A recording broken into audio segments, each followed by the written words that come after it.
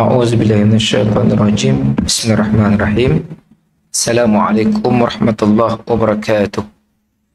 Innal hamdalillah nahmaduhu wa nasta'inuhu wa nastaghfiruh wa na'udzu billahi min syururi anfusina may yahdihillahu fala mudhillalah wa may yudlil fala hadiyalah. Asyhadu an la ilaha illallah wa asyhadu anna Muhammadar Rasulullah.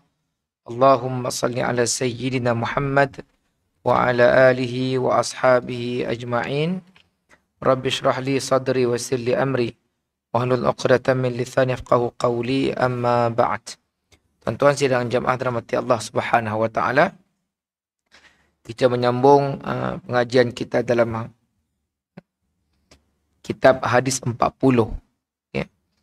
Sebelum itu tuan-tuan, semenjak daripada Sabtu yang lepas kita dikejutkan dengan peperangan di antara Gaza dan Israel. Dan sebagai seorang yang mencintai, mengasihi saudara-saudara kita yang berada di bumi mana sekalipun, patut ada rasa ingin tahu, patut ada rasa risau dan geram, tuan-tuan. Setiap kali kita bangun tidur, kita terkenang macam ni, saudara-saudara kita di sini. Ketika kita makan, kita mandikan anak kita, macam ni anak-anak orang di sini, tuan-tuan. Dan ketika kita minta kepada Allah dengan rasa kita seada kemampuan, tuan-tuan, mintalah dengan sungguh-sungguh. Bila sampai kepada perkataan ihdzirhum, ya Allah. Saya peliklah bila ada orangnya doa yang saya rasa doa ya. Sepatutnya kita macam ni. Saya pasti sepatutnya. Saya dah sampai dah bumi Palestin tu. Tapi saya sampai ke Gaza. Macam ni rasa, tuan-tuan. Setiap hari buka TV, buka medsos, kita ingin tahu apa berlaku di sini. Apa? Mudahan Islam menang. Mudahan Islam menang. Hancur Israel. Hancur Israel.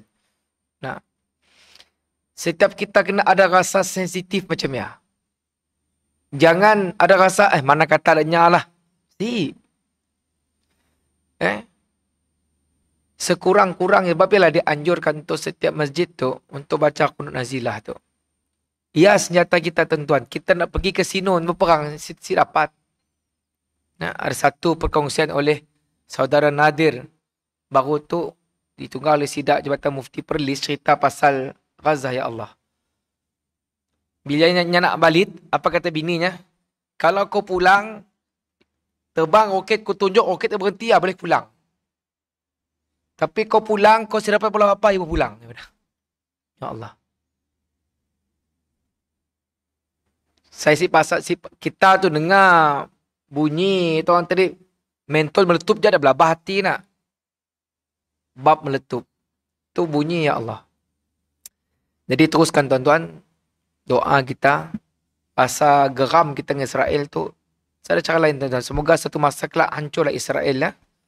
Dan kita minta negara-negara, kerana itu dah nampak lah. Setelah Hizbullah mula menyerang Israel, kita minta ada lagi saudara-saudara kita yang lain, cuba untuk membantu sahabat-sahabat kita yang berada di bumi Gaza. Semoga satu masa kelak, apa yang Nabi sebut dalam hadis ya, semua pokok ke batu akan madah belakang kutu Yahudi. Bunuhlah. Ada hadis sahih kan? Satu masa benda akan berlaku. Okay, tuan-tuan. Kita sambung pembacaan kita dalam hadis ketiga, iaitu pada hadis Nabawi yang keempat. Awalnya kita baca dulu hadis daripada Abi Abdurrahman, iaitu anak kepada Umar Al-Khattab dengan gelaran Abi Abdurrahman, sebab salah seorang anaknya adalah Abdurrahman. Beliau berkata, sami'tu Rasulullah sallallahu alaihi wasallam buniyal Islam ala khamsin. Syahadati an la ilaha illallah wa anna Muhammadar Rasulullah wa iqamis salah wa ita'iz zakah wa hajjil baiti wa saumi syahri Ramadan. Yang bermaksud Islam dibina atas 5 perkara. Bersaksi bahawa semata-mata Tuhan yang disembah adalah Allah Subhanahu wa taala dan Nabi Muhammad utusan Allah, wa iqamis salah, mendirikan salat, wa ita'iz zakah, menunaikan zakat, wa hajjil bait, melaksanakan haji, wa saumi syahri Ramadan, berpuasa di bulan Ramadan. Hadis Bukhari nombor 8 dan hadis Muslim nombor 16. Kita cerita sedikit tentang siapa Abdurrahman.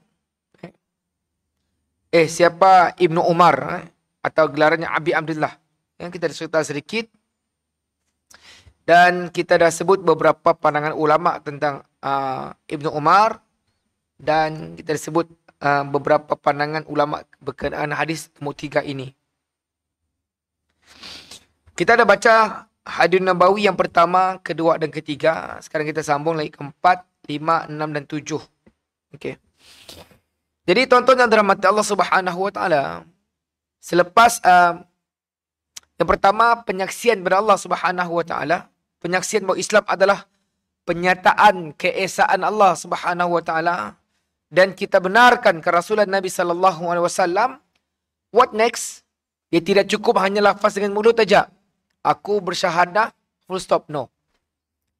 Tuan-tuan patah balik hadis yang kedua. Ingat, iman itu 3 tuan-tuan. Apa yang dilafaz, apa yang dalam hati, apa yang dilakukan, 3. Barulah orang itu mukmin, baru seorang itu Islam atau beriman. Tapi kalau sebut di mulut, i'tiqad di hati, tapi amalan no, belum lengkap. Belum lengkap. Maka dalam hadis yang ketiga, disambung perbincangannya. Apa katanya? Wa iqamis salah, mendirikan salat. Adakah sekadar aku dah salat cukup? Adakah cukup? Jawapannya tidak. Disebut menunaikannya dengan sempurna. Kata Nabi, sallu kama ra'aitumuni usalli, semayanglah seperti mana aku salat. Hanya Rasulullah saja dapat mengajar macam ni semayang yang betul. Dan kita belajar melalui kitab-kitab fiqh. Kalau Syafi'i begini kaedahnya, Hambali begini kaedahnya. Tapi tuan-tuan kena ingat, dalam perkara rukun tidak ada perbezaan. Tetapi dalam perkara sunat hay'ah, sunat ab'ad, dia ada perbincangan. Contohnya macam angkat tangan. Ada mazhab si angkat tangan. Ada mazhab angkat tangan separas telinga. Ada mazhab angkat tangan separas bahu. Tetapi adakah takbiratul ihram itu dipertikai? Tidak. Sebab takbiratul ihram termasuk dalam perkara rukun. Ya aja. Okey. Jadi dalam bab salat, perkataan sempurna itu diberi perhatian. Aku salat, tapi masih lagi perbuatan-perbuatan maksiat, mungkar. So, belum cukup. Belum sempurna. Aku salat, tapi mulut masih lagi nganu orang dan sebagainya. Okay. Syarat rukunnya, adab-adabnya. Okay. Antara adabnya apa, tuan-tuan? Tomak nina, khusyuk, kan? Pakaian bersih, wangi, adab. Kan? Sunah-sunahnya. Apa sunah-sunah Nabi? Okay? Sunah yang berbentuk ab'ab, hay'ah. Okay? Ada orang yang sengaja meninggalkan sunah. Kalau tidak sengaja ataupun ada sebab-sebab yang lain, okey. Tapi kalau yang sengaja, atau dalam bahasa fiqh disebut khilaf sunnah. Nabi madam macam tu, tapi kita ngolah macam ya. Kita berlawan. Kan? Nabi angkat tangan kanan, kita angkat tangan kiri. Ia tidak sampai batas salat, tetapi disebut sunnah. Okey. Sebab kalau ini semua dalam bab solat dilaksanakan dengan baik, maka ia akan menatijahkan, menghasilkan seorang mukmin, seorang muslimah yang terbaik. Apa natijahnya? Apa kesan daripada perbuatan solat yang dijaga? Bukan sekadar buat, bukan sekadar cukup 5 waktu, akan mencegah daripada fahsyak dan mungkar. Allah berfirman dalam surah An-Nisa ayat 103, Inna salata kanat 'alal mu'minina kitaban mawquta. Itu yang berkenaan dengan inna salata tanha 'anil fahsya'i wal munkar. Salat itu mencegah daripada fahsyak dan munkar. Itu objektif. Kita kena lihat setiap ibadah kita buat ada yang pun natijah. Puasa perisai daripada api neraka. Ya ayyuhalladzina amanu kutiba 'alaikumusiyam kama kutiba 'alal ladzina min qablikum. Apa di ujungnya? La'allakum tattaqun, supaya bertakwa. Jadi nak puasa untuk takwa. Nak salat untuk jaga diri. Ya sebabnya. Okay? Kalau perkara itu belum sampai, maka kena perkasakan lagi. Kadang saya pelik bila ada certain masjid yang ajar fiqh salat. Dah khatam 3-4 kali. Tapi bila jamaah yang istiqamah dengan belajar, masih lagi si clear. Di sini perlu angkat tangan, di sini perlu angkat tangan. Kan? Certain punya pening palak, sebut tempat angkat tangan. Sedangkan kita ada 3 tempat kan, tak betul ihram. Saya nak angkat daripada tahiyat, nak rukuk. Itu sahaja tuan-tuan. The rest, ia tidak sunnah. Jadi, bahkan di kalangan para asatizah, di Jabatan Agama, Jabatan Mufti, keep pola revision, urang kaji. Bab puasa, bab solat, walaupun sudah bergelar ustaz, walaupun sudah bergelar orang yang bekerja di agensi Islam, tapi keep belajar. Sebab kita nak menambah elok. Jadi, pada perkara keempat ini, beberapa ulama menekankan keistimewaan salat pada pandangan salafus saleh. Siapa salafus saleh, tuan-tuan? Generasi terbaik. Generasi terbaik. Kalau tuan-tuan nak mencontohi perkara ibadah, kehidupan, this is the best generation. Selepas saya kena ada masalah, tuan-tuan, selepas ya ada kumpulan-kumpulan yang baik. Tetapi apa kata Nabi? Seperti orang yang membunuh Utsman bin Affan. Mereka pada zaman itu tetapi tidak dikatakan generasi salaf. Apa kata Rasulullah? Akan hadir, akan lahir satu kumpulan manusia yang baca Quran tetapi hanya melekat sampai kongkong je. Nya baca tapi nyasip pergi kepada praktikal, memahami dan sebagainya. Sedikit informasi, tuan-tuan. Bukan semua salafus saleh, bukan semua salafus saleh dikira salaf. Macam Wasil bin Atta. Bukan calon-calon gurunya Hasanul Basri. Tapi beliau tetap terkeluar daripada Ahlussunnah wal Jamaah. Ya, contohnya. Jangan pukul rata, orang tu berada pada zaman tu, ya, salaf.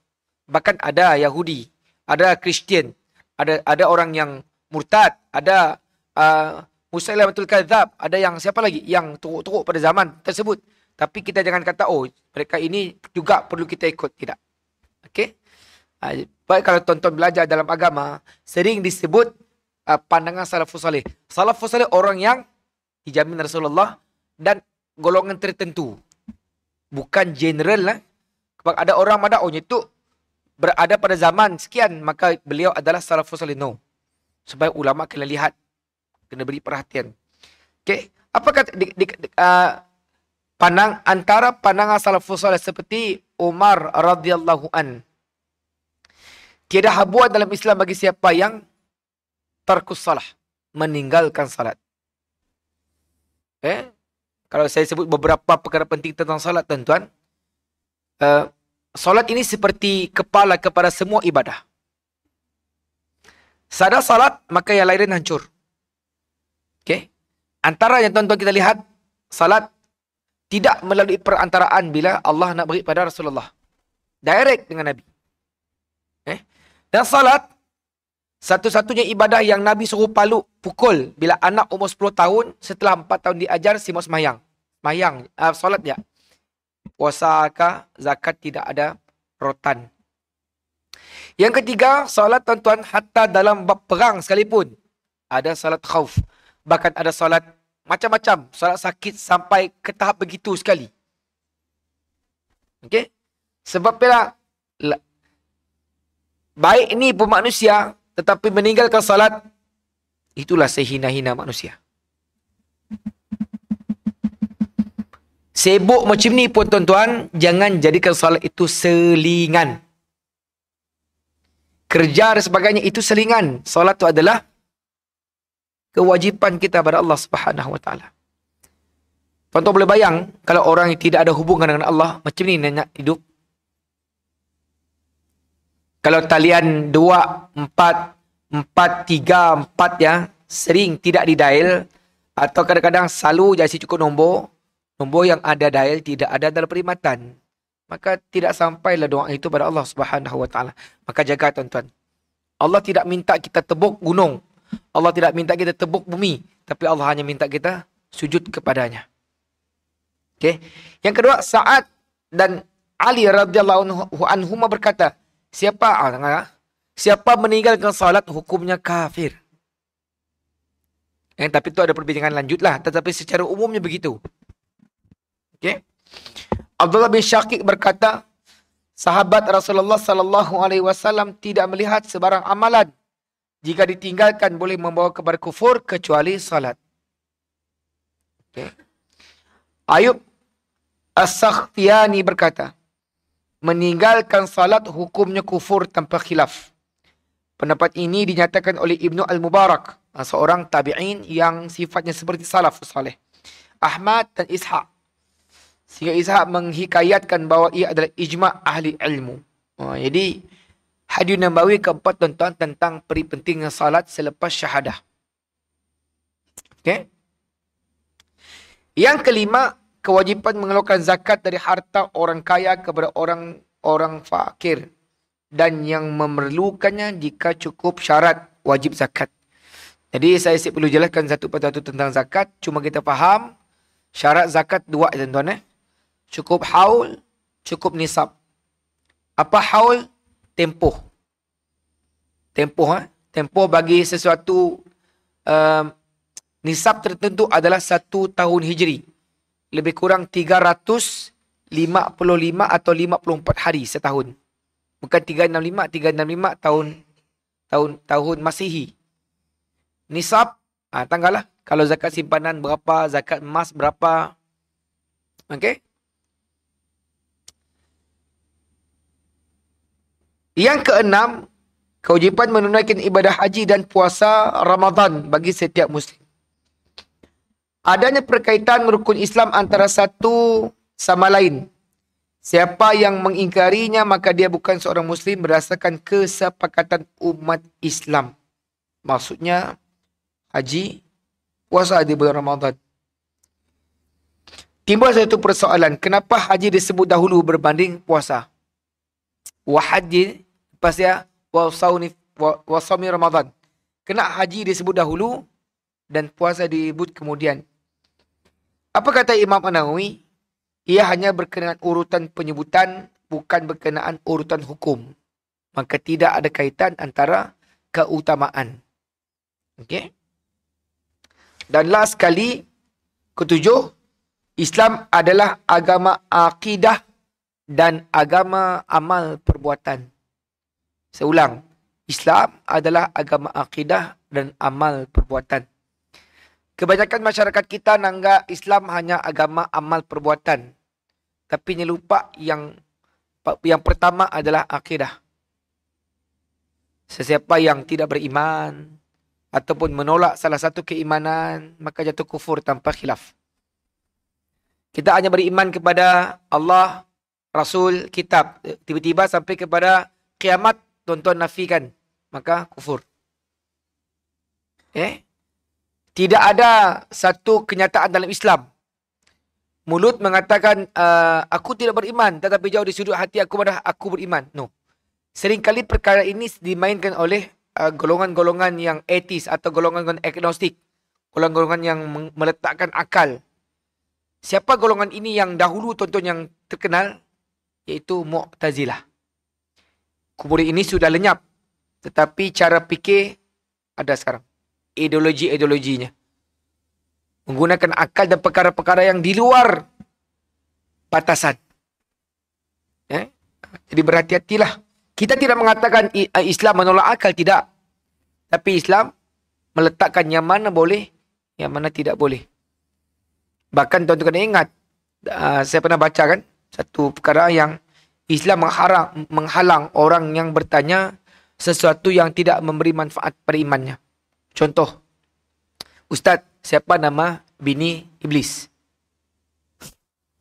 Contoh. Nah, Ustaz boleh sih kita pada siapa nama bini iblis? Ada manfaat sih tuan-tuan. Ada manfaat. Nah, kalau ada pun namanya untuk apa tuan-tuan? Ada manfaat. Kalau tuan-tuan baca satu kitab tulisan Ustaz Zahiruddin Zabidi. Saya bagi sikit poin lah. Manusia tu tuan-tuan, Allah tahu sunnah. Kita tahu. Inginkan tahu perkara-perkara yang gaib, perkara-perkara yang pelik-pelik. Maka Allah datangkan iman untuk menyeimbangkan.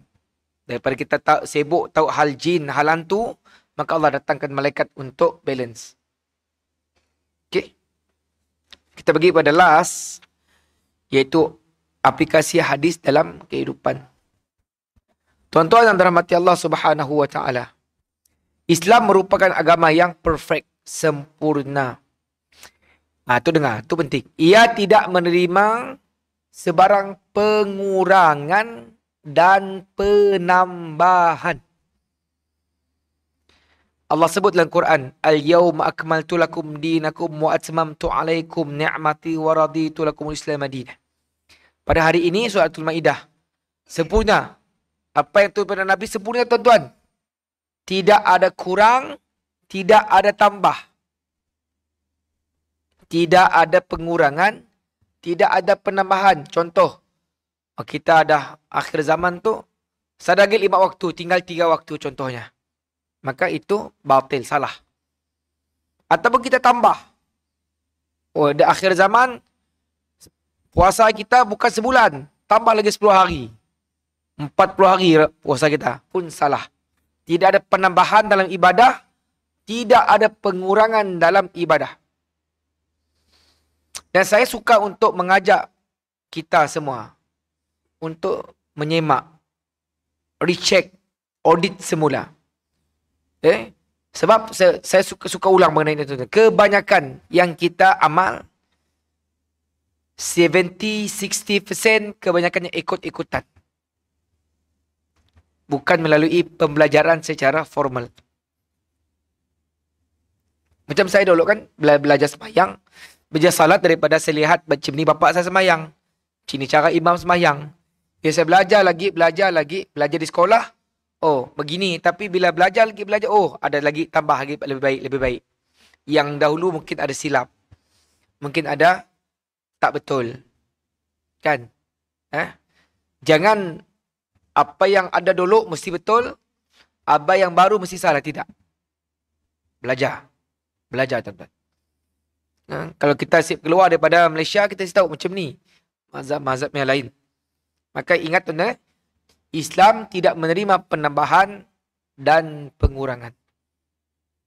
Okay. Oleh sebab itulah, Nabi SAW bersabda, Islam dibina. Sesungguhnya Islam itu telah dibina dan ia telah sempurna binaannya. Tidak ada lagi word yang penting perkara tu baik. No. Kalau tuan-tuan ada ibadah, contoh kita create satu ibadah lain dan kita kata ini baik. Sebenarnya kita nak menafikan sifat menyampai Rasulullah. Seolah-olah Nabi madah semua ibadah kita. Sehingga kita madah, ini baik. Mustahil Rasulullah mengajar. Sebenarnya kita yang tahu. Saya beri satu contoh tuan-tuan. Hadis tu sering saya ulang-ulang. 3 orang sahabat Nabi datang berjumpa dengan Aisyah radhiyallahu anha. Bertanya dengan Aisyah bagaimana ibadah Rasulullah. Okey. Jadi saya nak ingat tuan-tuan, jangan ditanya macam ni ibadah sunnah Nabi. Jangan ditanya. Sebab si akan dapat ikut. Kalau tuan-tuan lihat dalam sembahyang sunat khusuf atau khusuf, sunat gerhana matahari. Nabi baca panjang tuan-tuan. Al-Baqarah, Ali Imran, An-Nisa kan. Nabi sujud lama. Nabi rukuk lama. Kita pun penat tuan-tuan. Kan? Okey. Jadi 3 orang sahabat tadi bila mendengar Aisyah berbicara bagaimana salat Nabi, bagaimana ibadah Nabi, maka ketiga-tiganya membuat kesepakatan. Yang seorang, aku akan berpuasa, tidak akan berbuka. Yang seorang pula, yang kedua mengatakan, aku tidak akan berkahwin. Kerana berkahwin boleh mengganggu ibadah. Yang ketiga, aku akan bangun setiap malam dan tidak akan tidur. Okey. Apa pengajarannya tuan-tuan? Sebelum saya pergi kepada hujung hadis ini. Ketiga-tiga ibadah yang dibuat oleh para sahabat yang nanya dengan Aisyah tadi bukan berbentuk tambahan. Bukan berbentuk kurang. Benda yang common. Tapi bila perkara ini sampai kepada Nabi SAW, apa kata Nabi? Sesungguhnya aku adalah yang paling takwa pada Allah. Paling takut pada Allah. Dan sesiapa yang tidak menyukai sunnahku, maka dia bukan di kalanganku. Dia bukan di kalanganku. Jadi, hadis ini, tuan-tuan baca dengan satu hadis di Haud. Tuan-tuan, Nabi kita adalah mempunyai Haud. Haud itu adalah telaga yang sangat besar. Penjuru ke penjuru sebulan perjalanan. Jauh, okey? Jadi, gayung pada Haud Nabi seperti bilion bintang di langit. Gayung untuk minum. Okay.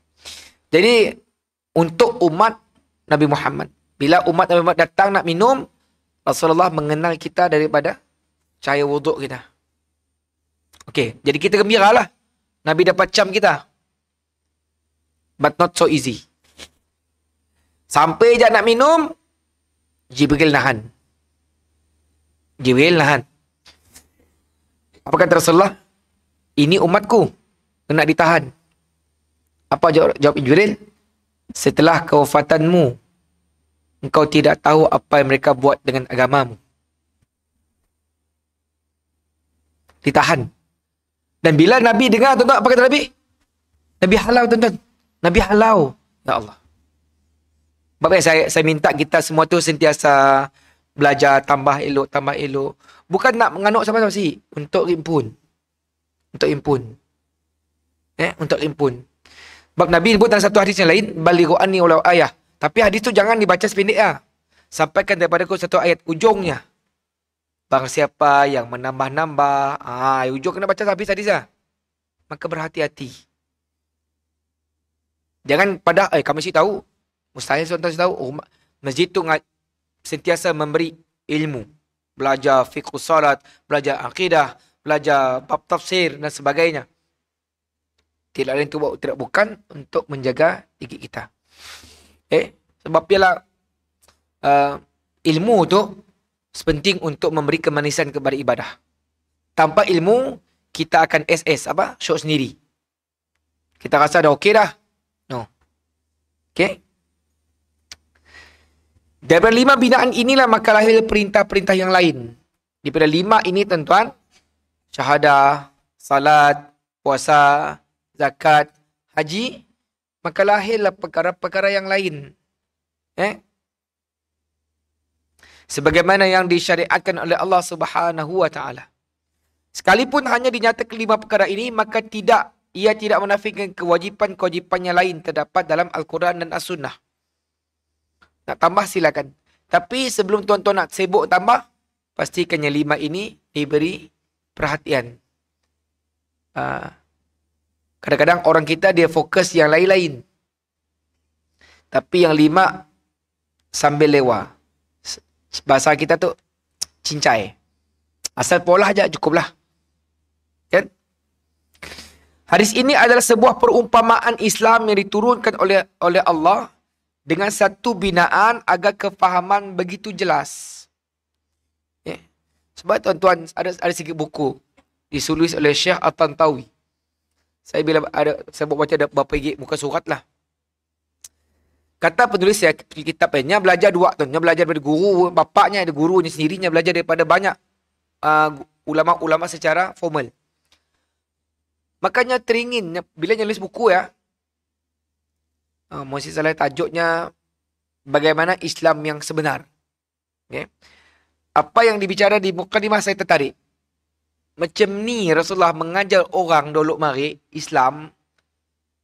Sampai setahun ngajar. Nabi ngajar Islam kepada dak badui, sidak sahabat. Ni ada pecahan. Ni ada Nabi ngajar okey hari tu belajar akidah, esok belajar fiqh, lusa belajar tafsir. Sudah. Tapi sahabat hebat. Kenapa kita sekarang ada akidahnya, tafsirnya, hadisnya, tapi bukan makin bagus. Something. Jadi buku yang bagus untuk dibaca. Okey? Supaya bila kita merasa iman yang kita pegang, yang kita coba tambah baik setiap masa tu menjadi satu pemangkin untuk terus istiqamah untuk dalam mencari ridha Allah Subhanahu wa taala. Pelaksanaan rukun Islam yang 5 ini akan menzahirkan 2 hubungan, iaitu hablum minallah dan hablum minan nas. Okey, dalam yang kita buat tuan-tuan, menjaga dua. Hubungan dengan Allah dan hubungan dengan manusia. Justru pelaksanaan rukun Islam yang 5 sudah barang tentu membawa kebaikan dan kebahagiaan. Dan kehidupan ini, agama Islam perlu dipatuhi dan ditaati agar kita sentiasa mendapat maradhatillah, iaitu keredaan Allah Subhanahu wa taala. Sekarang kita sambung tuan-tuan pada hadis yang keempat. Okey. Hadis keempat bertajuk kejadian manusia dan amalan berdasarkan yang terakhir. Kejadian manusia dan amalan berdasarkan yang terakhir. Daripada Abi Abdurrahman Abdullah bin Mas'ud. Tadi Ibnu Umar, sekarang Ibnu Mas'ud. Beliau berkata, Rasulullah sallallahu alaihi wasallam telah memberitahu kami, inna ahadakum yujma'u khalquhu fi batni ummihi arba'ina yawman nutfah summa yakunu 'alaqatan misla dhalik summa yakunu mudghatan mithla dhalik summa yursalu ilaihi al-malak fayanfukhu fi ar-ruh wa ya'maru bi arba'i kalimat bi katbin rizqihi wa ajalihi wa amalihi wa syaqiyyun aw sa'id fawalladhi la ilaha ghairuhu inna ahadakum la ya'malu bi amali ahli al-jannah hatta ma yakunu bainahu wa bainaha ila zira'un fayasbiqu alaihi al-kitab fayamalu bi amalin ahli an-nar fadkhuluha wa inna ahadakum liya'malu bi amal ahli an-nar hatta ma yakunu bainahu wa bainaha illa zira'un fayasbiqu alaihi al-kitab fayamalu bi amali ahli al-jannah fadkhuluha. Hadis itu tentu sebenarnya menakutkan. Ya. Kita baca terjemahannya. Sesungguhnya setiap kamu dikumpulkan perciptaannya di perut ibumu dalam keadaan air mani selama 40 hari. Kemudian berubah menjadi seketul darah selama 40 hari. Kemudian menjadi segumpal daging selama 40 hari. Kemudian diutus kepadanya seorang malaikat. Lalu ditiupkan kepadanya roh. Dan dia diperintahkan untuk menetapkan 4 perkara. Menetapkan rezekinya, ajalnya, amalannya, dan kesudahannya sama ada celaka atau bahagia. Ya, hadis yang cerita pertama. Cerita kedua, demi Allah yang tidak ada Tuhan melainkannya, sesungguhnya antara kamu ada yang melakukan amalan ahli syurga, sehingga jarak antara dirinya dan syurga tinggal sehalsta. Akan tetapi telah ditetapkan baginya ketentuan. Lalu dia melakukan amalan ahli neraka, maka masuklah dia ke dalam neraka. Sesungguhnya antara kamu ada yang melakukan amalan ahli neraka, hingga jarak antara dirinya dan neraka tinggal sehasta. Akan tetapi telah ditetapkan baginya ketentuannya. Dia melakukan amalan ahli syurga, maka masuklah dia ke dalam syurga. Okey, kita beri laluan azan.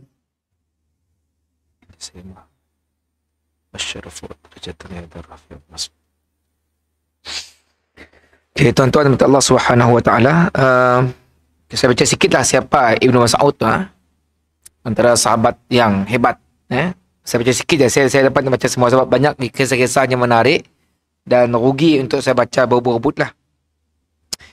Bila sebut Abdullah ibn Mas'ud atau gelarannya dalam hadis ini adalah Abi Abdurrahman.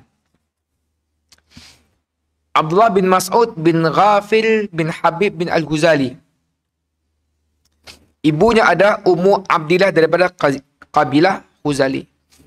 Dan bila sebut Ibnu Mas'ud, beliau adalah antara sahabat yang awal masuk Islam. Dan beliau adalah orang pertama yang menguatkan bacaan di Mekah di hadapan kafir Quraisy. Kelebihan Ibnu Mas'ud, tuan-tuan, dia tu orang yang dekat dengan Nabi. Orang yang ngembak siwak Nabi, selipar Nabi, bantal Nabi. Dan apa kata Nabi dengannya? Kalau aku buka ajak tirai tu, kau boleh masuk bila-bila tanpa aku nunggah.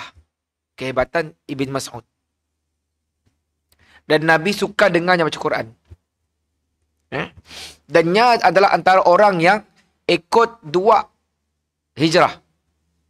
Hijrah ke Habsyah punya pergi, hijrah ke Madinah punya pergi. Okey. Dan banyak perang-perang besar yang dia ikut. Badar, Uhud, Khandaq. Dan perang terakhir yang dia ikut selepas kewafatan Nabi SAW adalah perang Yarmouk. Okey. Yarmouk tu di Jordan. Tapi perang yang bukan di Syria, tuan-tuan. Yang ambilnya nama sempena. Okey. Dan beliau tu antara 10 sahabat yang dijamin syurga. Orang yang banyak tahu tentang rahsia Nabi SAW. Dan selepas kewafatan Nabi, nya tu adalah antara sahabat yang kalau ikut polisi Ibnu Umar, polisi Umar Al-Khattab. Umar Al-Khattab tu nya tidak membenarkan sahabat-sahabat yang banyak ilmu tu keluar daripada Madinah. Sidak Iraq, sidak Yaman request untuk minta Ibnu Mas'ud pergi untuk mengajar. Tapi akhirnya Umar benarkan. Tapi sebenarnya Umar si mau benarkan. Sebab takut kalau ada apa-apa isu, Umar si tahu dengan siapa nak dirujuk. Okey. Jadinya pernah menjadi seorang gubernur di Kufah bersama dengan Amr. Ada satu kisah kelak saya akan kongsi dengan tuan-tuan 2 minggu akan datang. Bila seorang sahabat besar yang lain merujuknya dan bertemu dengan satu peristiwa yang tidak sepatutnya berlaku. Sehingga word Ibnu Mas'ud itu sangat menggetarkan jiwa. Apa kata Ibnu Mas'ud? Saya beri sikit lah hint supaya tuan-tuan nak dengar kuliah akan datang. Kain baju Rasulullah belum hancur lagi kita orang nak benar macam tu. Marahnya Ibnu Mas'ud. Yang kita akan sambung cerita ya, to be continue pada yang akan datang supaya tuan-tuan nak dengar kisah ya. Allahu Ta'ala alam. Kita tangguh dengan membaca tasbih kafarah dan suratul asr. Bismillahirrahmanirrahim. Wal asri innal insana lafi khusr illa allazina amanu wa amilus salihat wa tawasaw bil haqq wa tawasaw bis sabr. Subhanakallah bihamdika asyhadu an la ilaha illa anta astaghfiruka wa atubu ilaik. Terima kasih atas perhatian. Maaf atas kekurangan. Assalamualaikum warahmatullahi wabarakatuh.